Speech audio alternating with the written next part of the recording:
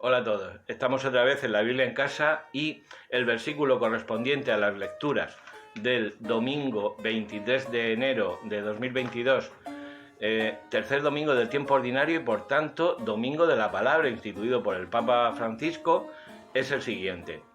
No os pongáis tristes, el gozo del Señor es vuestra fuerza.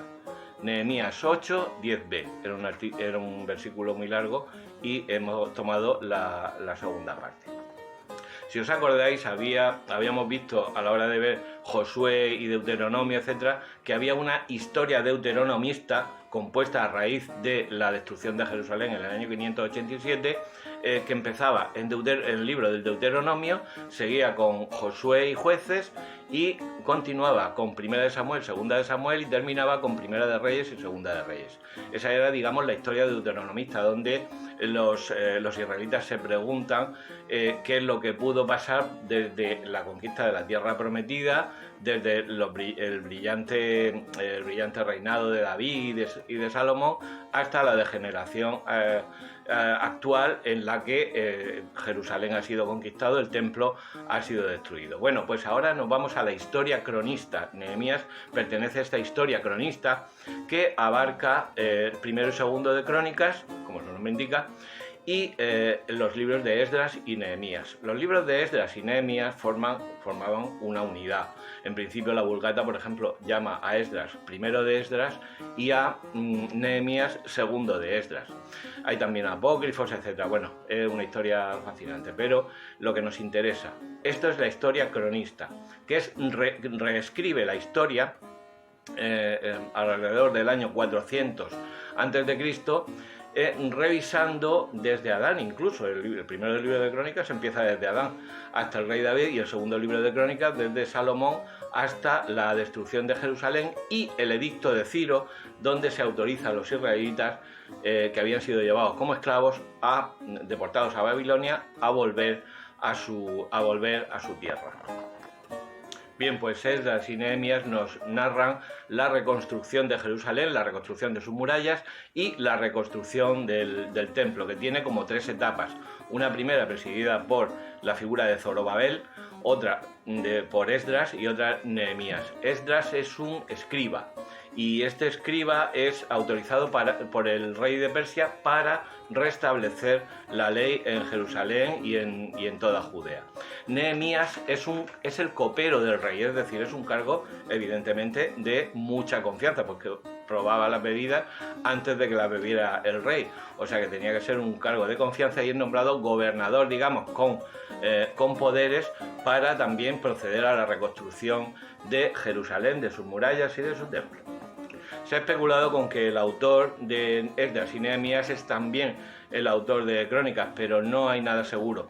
Tampoco hay mucha seguridad en el orden cronológico de los acontecimientos. Se ha propuesto como cosa aproximada, pues que Esdras del 1 al 6 sería el principio, luego vendría el libro de Nehemías y luego vendría Esdras del 7 al 10, capítulo 7 a 10. Se ha propuesto ese orden para salvaguardar la cronología, es decir, cómo ocurrieron los acontecimientos. Pero vamos, la época en que está escrito se ha especulado más o menos con la forma actual, que ha venido en su forma actual, alrededor del año 400 a.C. Estos libros son paralelos y completan a los de los últimos profetas, los que consideraban los judíos como últimos profetas, Ageo y Zacarías. Luego estaría Malaquías, que es posterior, pero sobre todo Ageo y Zacarías. Por tanto, habría que leerlo en paralelo con ellos. Bueno, pues en Nehemías lo que sí es seguro es que Nehemías está en Jerusalén desde los años 445 a 433. Entonces, por aquella época un poco posterior, pues estaría compuestos los libros de Esdras y Nehemías.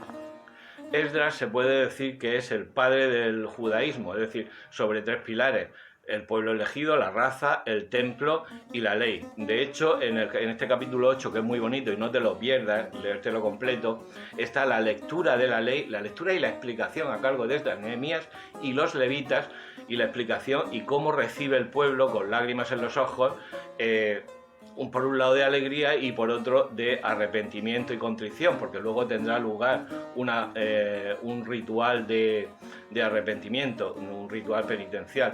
Pero en este capítulo 8 lo que se nos cuenta es cómo recibe el pueblo la ley, y además se nos cuenta que instituyeron, que ya estaba instituida, pero que volvieron a celebrar la fiesta de las chozas, que recordaba a los israelitas el tiempo que pasaron en el desierto. En la fiesta de las chozas el Señor asistió, capítulo 7 de San Juan, y el 7:37 es cuando el Señor dice aquello de: en el último día de la fiesta, Jesús se levantó y gritó: el que tenga sed, que venga a mí y beba, porque está escrito, de sus entrañas manarán ríos de agua viva. Muy acertado, puesto que estamos en la celebración de una fiesta que recuerda el desierto, y aquí el Señor ofrece su agua a ese pueblo sediento. Nos encontramos con muchas cosas, pero yo quiero destacar una por la importancia que va a tener después en algo que también va a aparecer en el Evangelio según San Juan. Resulta que Esdras quiere prohibir, y también Nehemías insiste en ello, los matrimonios con extranjeras, es decir, los judíos no se pueden casar con extranjeras, puesto que eso fue, por ejemplo, lo que llevó a Salomón a la perdición y a la división de su reino. Es decir, porque claro, si te casas con extranjeras, pues tus hijos serán educados y tu casa seguirá a esos dioses extranjeros. Por tanto, Esdras es muy radical en este sentido. Y hay un pequeño inconveniente, que según Flavio Josefo, un hijo del sumo sacerdote Eliasib estaba casado con una extranjera y huyó con su mujer a Garizim, al monte Garizim, que os acordáis que la samaritana le pregunta al Señor por él. Es el que alude, y a la samaritana en ese diálogo, y le pregunta: ¿dónde debemos dar culto? Y el Señor le contesta: llegará un día en que se dará culto a Dios en espíritu y en verdad. Hay muchas cosas interesantes en la descripción, tienes algunas, y lo mejor es que te leas el libro de Nehemías.